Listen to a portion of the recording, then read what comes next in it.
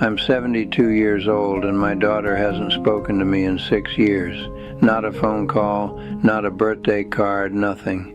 For a long time I blamed her, told myself she was being dramatic, she'd come around. But sitting here now I have to be honest.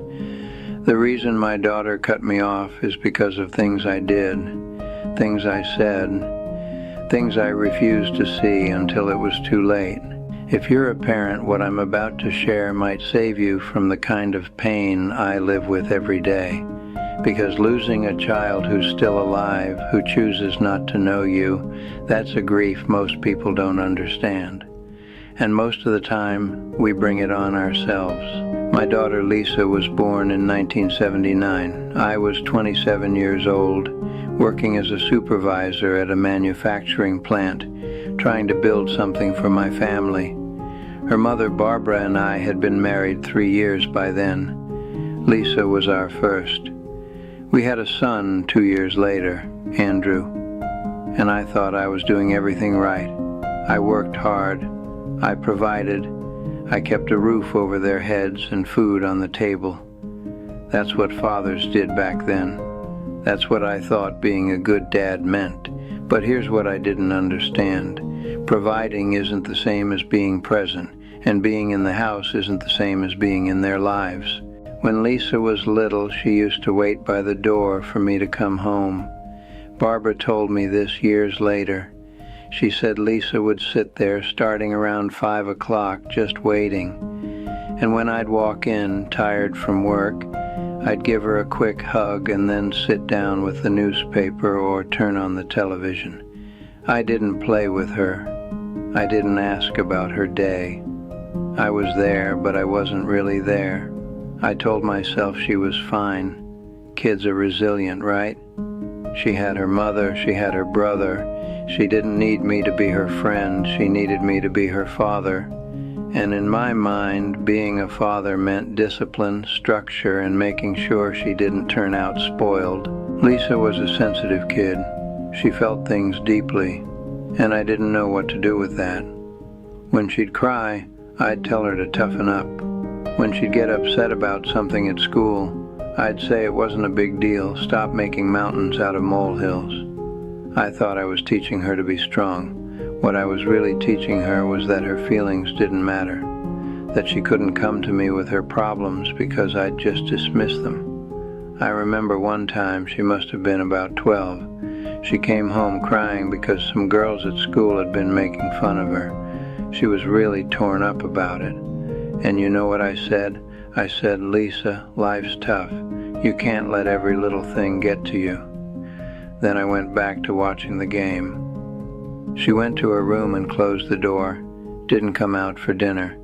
Barbara brought her a plate, sat with her for over an hour, and I just sat there in the living room thinking I'd handled it fine, thinking she needed to learn that the world doesn't stop because your feelings are hurt.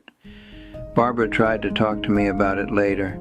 She said Lisa needed me to just listen sometimes, not fix it, not lecture, just listen. And I got defensive. I said I was doing my best. I said Barbara was too soft on her. We argued about it and nothing changed.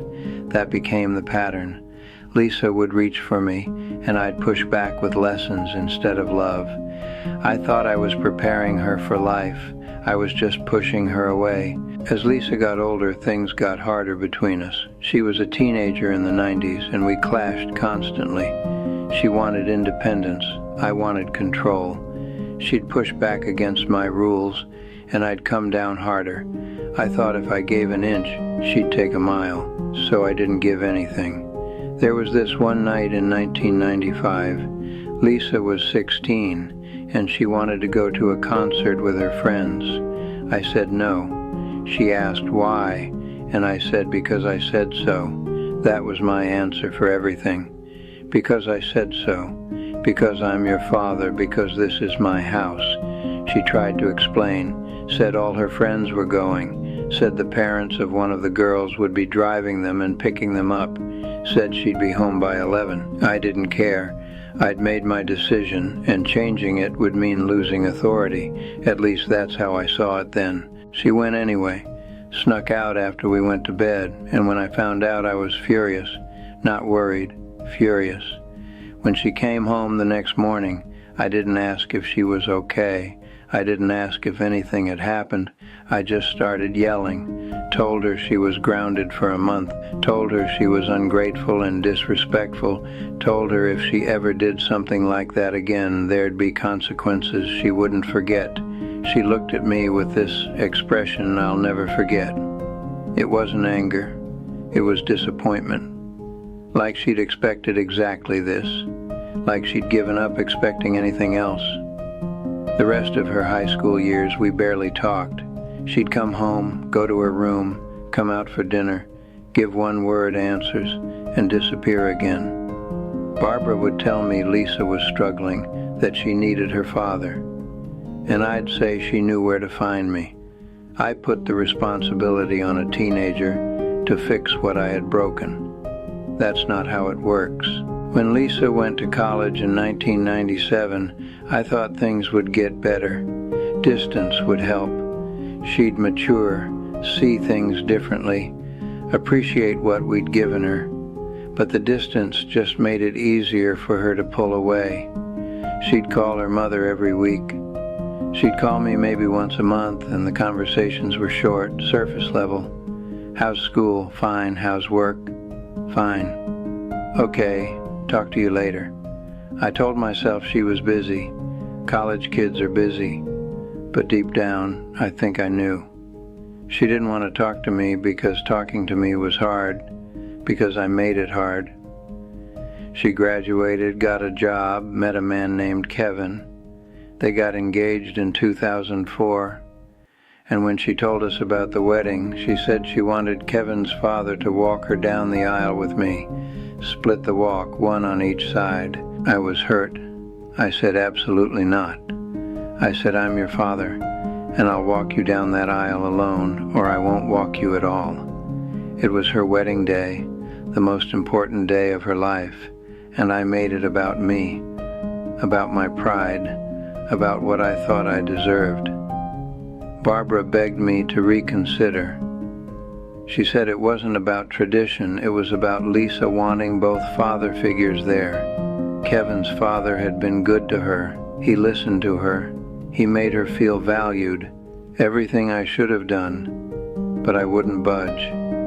I walked her down the aisle alone, and she let me because she didn't want to fight at her own wedding. But something broke that day. I felt it even then. I just didn't want to admit it. The years after the wedding, we drifted further. Lisa and Kevin had 2 kids by then, my grandchildren.